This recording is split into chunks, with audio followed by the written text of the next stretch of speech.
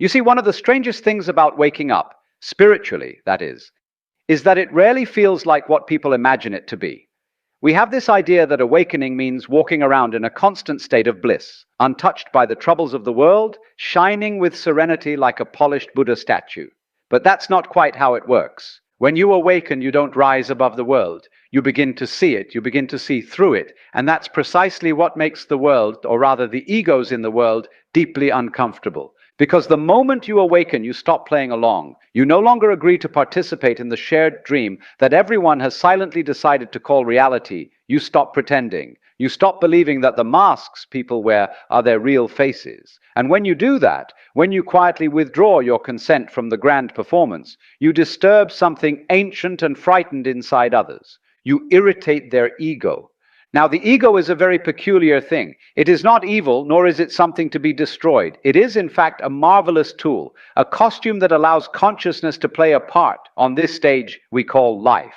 But the tragedy begins when the actor forgets that it is merely a role and starts believing that the mask is the face. When that happens, life becomes a desperate attempt to defend something that never truly existed. And so when you walk into a room with that quiet, unshakable awareness, when your very presence says, "I see through all this," the egos around you tremble, not because you have attacked them, but because you have revealed them. You have turned on a light, and every shadow suddenly becomes self-conscious. Have you ever noticed that when you are deeply calm, people either gravitate toward you with fascination or feel strangely provoked? Why should calmness offend anyone? Why should peace make people uneasy? It's because your peace reminds them of their own restlessness. Your silence reminds them of all the noise they have been trying not to hear.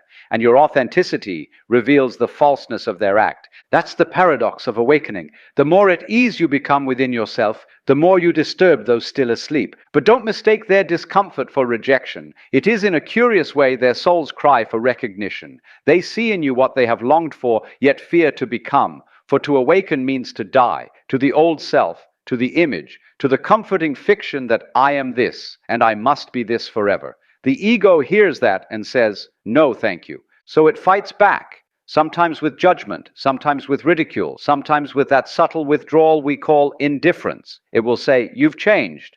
And it's right, you have.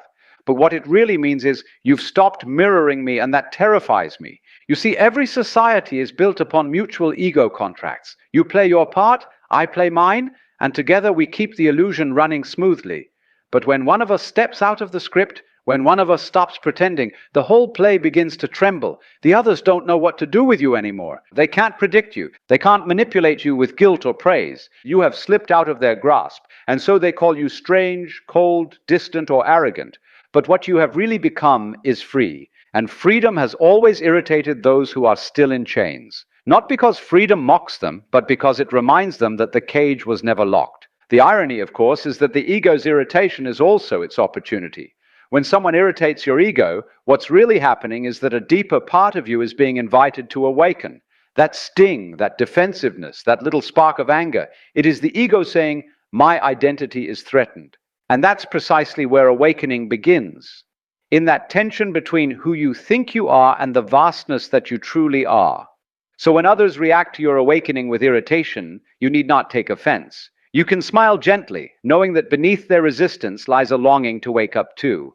They are not rejecting you. They are protecting themselves from seeing too much too soon. After all, the truth can be dazzling. If you've been living your whole life in the dim glow of a candle, the first burst of sunlight hurts your eyes. You squint, you turn away, you curse the light for blinding you. But given time, your vision adjusts and you see colors you never knew existed. That's what happens when the awakened meet the asleep. The light irritates.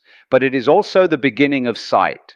And this is why spiritual awakening is not about converting others or proving anything to anyone. It's not about being better or wiser. It's simply about living as you are, transparent, unguarded, real. Let the world react as it must. You need not defend your clarity, just as the sun does not apologize for shining. You see, the ego thrives on reaction. It needs opposition to sustain its sense of importance. When you argue with it, you feed it. When you explain yourself to it, you validate it. But when you simply see it, without judgment, without fear, without engagement, it begins to dissolve.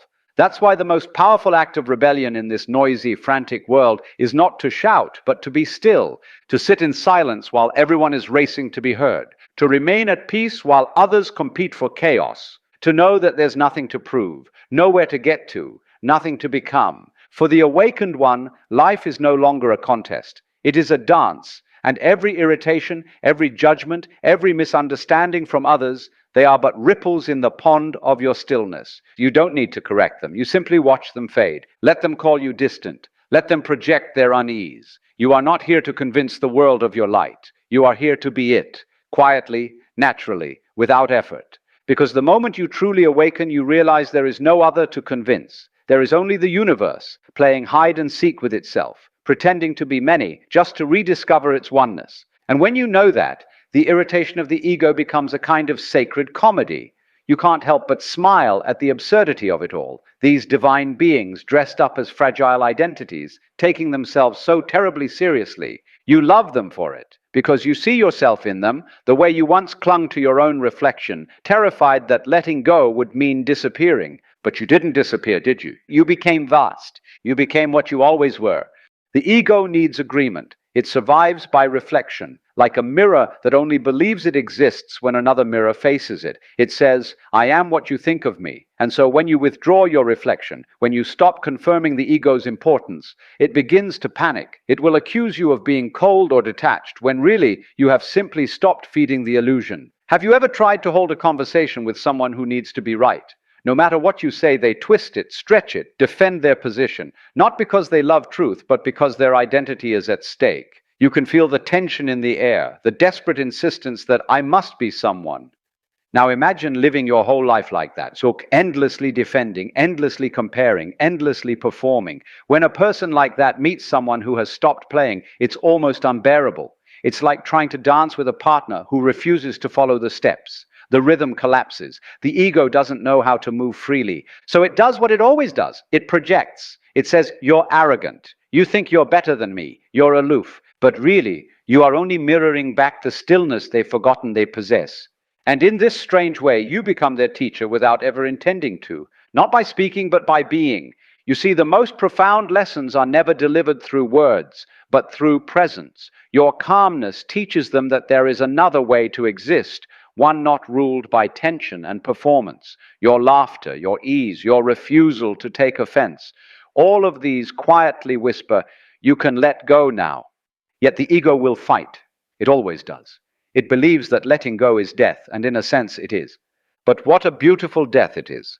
The death of pretense, the death of striving, the death of the exhausting idea that you must become something more than what you already are. Now, people often ask me, how should I deal with those who can't stand my awakening? And I say, don't deal with them at all. Relate to them. Don't build walls of superiority. Don't withdraw in silent judgment. Simply see them. See their fear. See their clinging. See the tenderness beneath their anger. For the ego is just a frightened child pretending to be a king.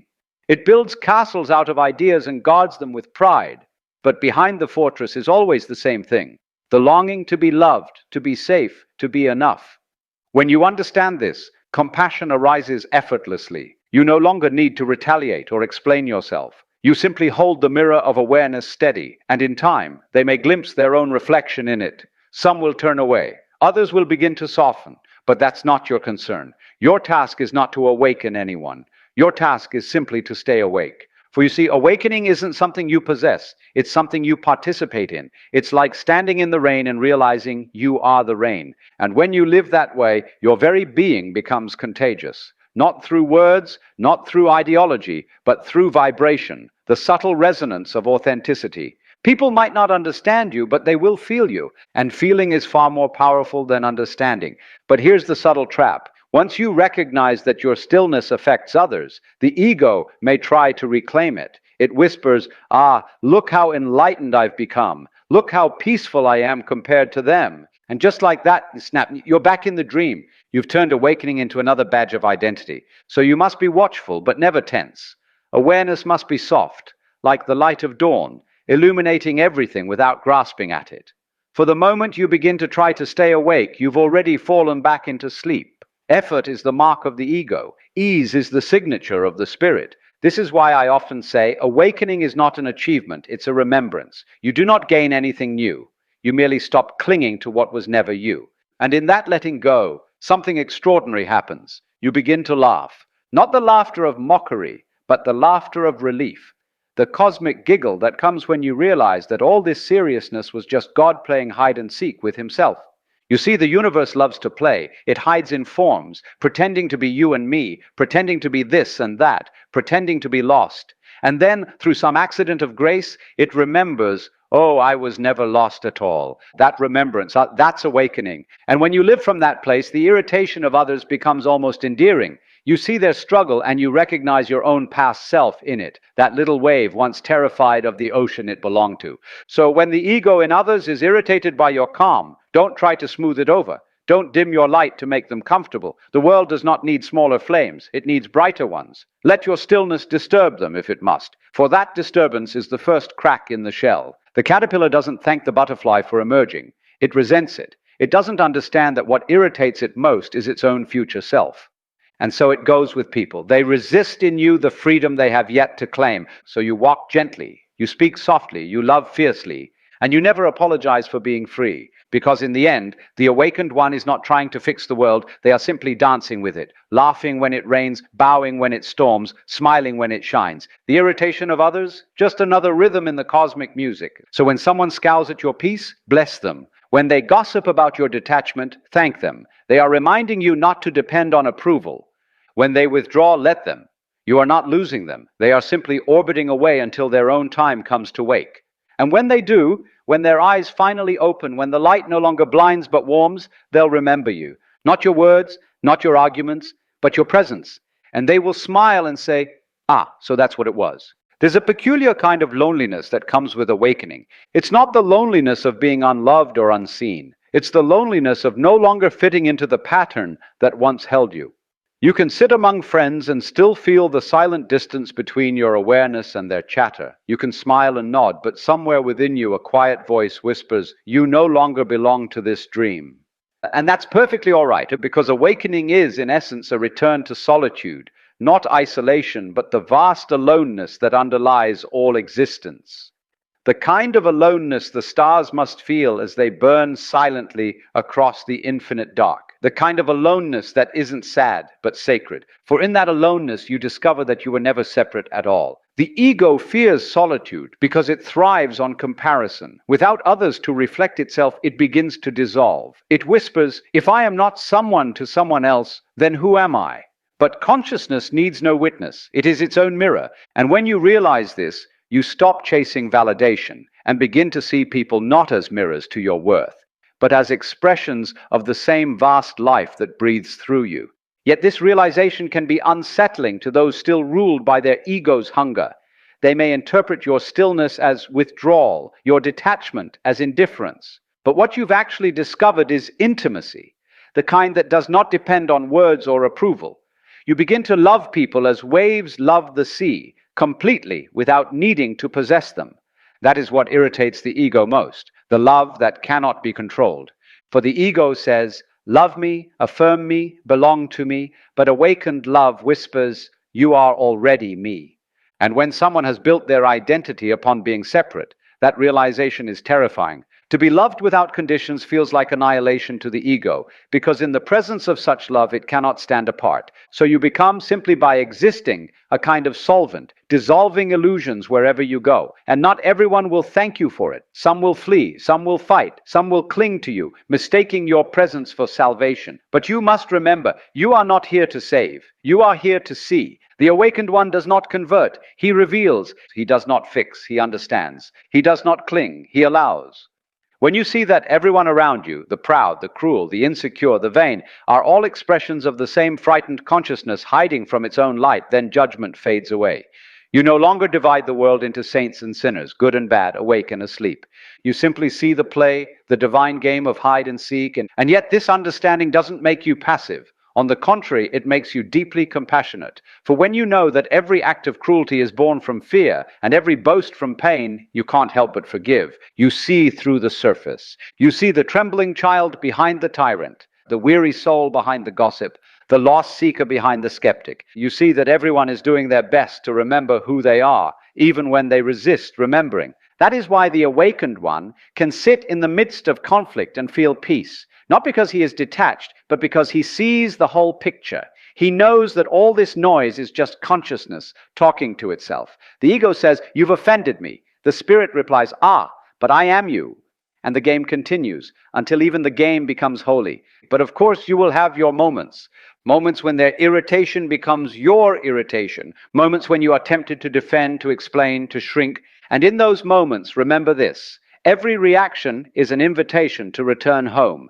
The irritation in others is not separate from the irritation in you. It's the same old pattern playing out, the same ripples across the same ocean. When you meet their resistance with silence, you are not suppressing yourself. You are listening to the deeper rhythm beneath the noise, the silence that says, "All is well, even this." So how do you live in a world that doesn't understand you? You live gently, you laugh often, you bow to the absurdity of it all. You take none of it personally, because you've seen that there's no person to take offense. You become transparent, like air, present everywhere, claiming nothing, resisting nothing. And strangely, that transparency gives you great power, because no one can wound what has no armor. No one can bind what has no boundary.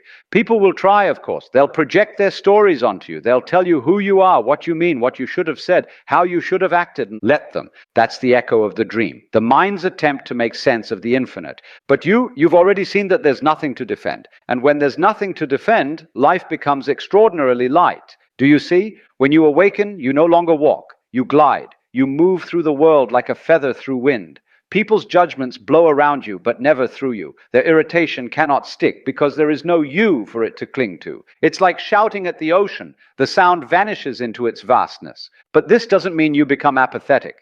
In fact, awakening sharpens your sensitivity. You feel more deeply, love more honestly, and see more clearly.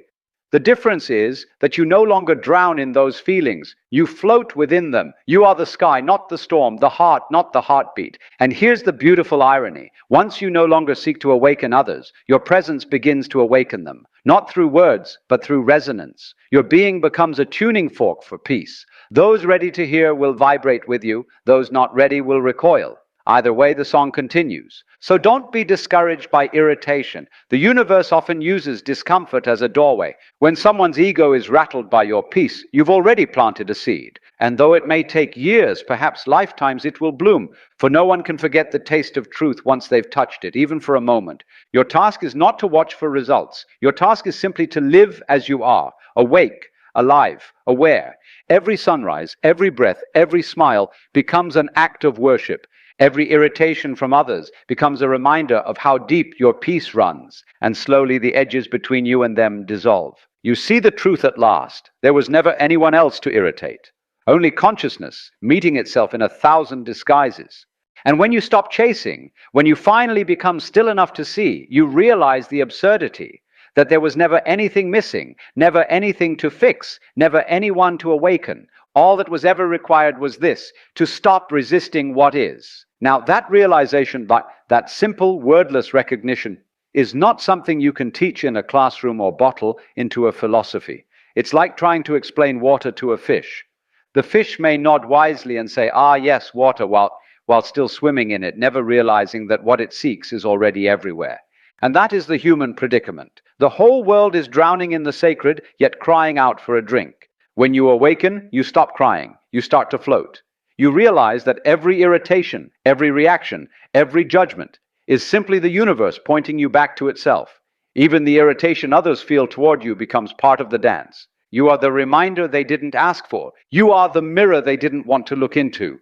And that's all right, because mirrors don't choose what to reflect. They simply shine. But let's be honest, it takes courage to live this way, to stay open when others close off, to remain soft when the world hardens itself in fear, to love when there's no guarantee that love will be returned. The ego calls that foolishness, and the awakened heart calls it freedom. You see, there's a quiet strength in those who no longer need to win. There's an infinite gentleness in those who no longer fear being misunderstood. When you cease trying to control the image, you begin to live from the source. And that source, that living silence, is utterly untouchable. So when the world throws its irritation at you, when someone projects their shadows onto your light, you needn't flinch. You can simply bow, not in submission, but in understanding. For the awakened one does not meet conflict with defense, but with depth. He allows the wave to crash and watches it return to stillness, knowing it was always water all along. But here's something most people miss. Awakening is not about escaping the human condition. It's not about floating above desire or withdrawing into caves of detachment. It's about dancing fully in the human experience, laughing, weeping, creating, breaking, loving, failing, all with the knowing that none of it defines you. The irritation of others, just another instrument in the orchestra. The applause of others, the same. Both are sounds passing through the same silence. And when you can see that, when you can truly feel that, something miraculous happens. You stop needing to fix the world and you begin to love it instead. Not the ideal world of your imagination, but this one, messy, loud, unpredictable, alive. You start to see the divine in the arguments, the beauty in the chaos, the perfection in the imperfection, and even those whose egos resist you. You see them as sacred actors, performing their roles in the great cosmic play. They are not your enemies. They are your dance partners. They push against you so you can remember your balance. For the awakened life is not about victory, so it's about harmony. When you realize that everything is part of the music, you stop trying to conduct it. You begin to sway, to breathe, to listen. The irritation of others becomes percussion, sharp, necessary, giving rhythm to your song. Now you might say, but Alan, doesn't awakening make you lonely, make you separate from those still asleep? And I say, no, quite the opposite. You have never been more connected. For now you see that there was never a them to separate from. The sleepers and the awakened, the saints and the sinners, all are expressions of the same consciousness, wearing different masks for the joy of the game. When you see that, compassion ceases to be an effort. It becomes your nature. You forgive instantly, not because you must, but because you cannot help it. You love without reason, not because you're noble, but because it feels as natural as breathing. You smile at the irritation of others, not out of superiority, but because you recognize the humor in it. You've played that role before. You know what it feels like to defend your illusion as though your life depended on it. And so you love the ego too. You bow to it, because without it there could be no awakening. Without the dream, there could be no awakening from it. The irritation, the tension, the resistance, these are not obstacles to the spiritual path. They are the path. The cracks in the shell are how the light gets in. And so the world, in all its noise and irritation, becomes your teacher. Every person who misunderstands you shows you another corner of your own patience. Every conflict reveals another depth of your peace. Every moment of discomfort becomes a bell, ringing you back to presence. This is the true meditation, not sitting on a mountaintop, but walking through the market of life with open eyes and an unarmored heart. You are not meant to escape the world. You are meant to see through it, to see that the sacred hides in plain sight, that the divine wears the face of every passerby, that even the irritation of others is God in disguise, reminding you that all resistance is born of love misunderstood. And once you see this, life becomes light again, not easier, but lighter. The burdens are still there, but now you carry them the way wind carries a leaf, effortlessly, playfully, knowing they were never yours to bear. You begin to laugh more. Not the laughter of mockery, but the laughter of recognition, the cosmic giggle that echoes through the whole universe when it remembers itself. That laughter is the sound of awakening, not solemn, not proud, but joyous. It's the laughter of the ocean, realizing that every wave it feared was itself all along. So if you find yourself irritating the egos of others, let that be your confirmation, not of superiority, but of truth. For the light always irritates the dark, not because it hates it, but because it reveals it. And revelation is the beginning of liberation. Live then as light, unashamed, unwavering, unafraid. Let others react as they must. Let them call you strange, detached, or naive. Smile and know that in some mysterious way, their irritation is your shared awakening. The seed has been planted, the dream has been disturbed, and one day when they too awaken, they will laugh. And the laughter will sound just like yours, because it always has been yours. One laughter, one awareness, one endless play of remembering and forgetting. And so, my dear friend, the lesson is not to harden yourself against irritation, but to see through it, to recognize it as the ego's way of bowing awkwardly before truth, to live as one who no longer resists, who no longer argues with life, who no longer seeks to fix the dream. For the awakened one is simply this: a mirror without dust, a flute through which existence sings, a presence so light even irritation becomes music. And in that stillness, you will find what all seekers have been seeking: not enlightenment, not transcendence, but peace. The peace that was never lost, only forgotten. The peace that doesn't need to be taught or earned. The peace that looks through your eyes right now and says softly, "Welcome home."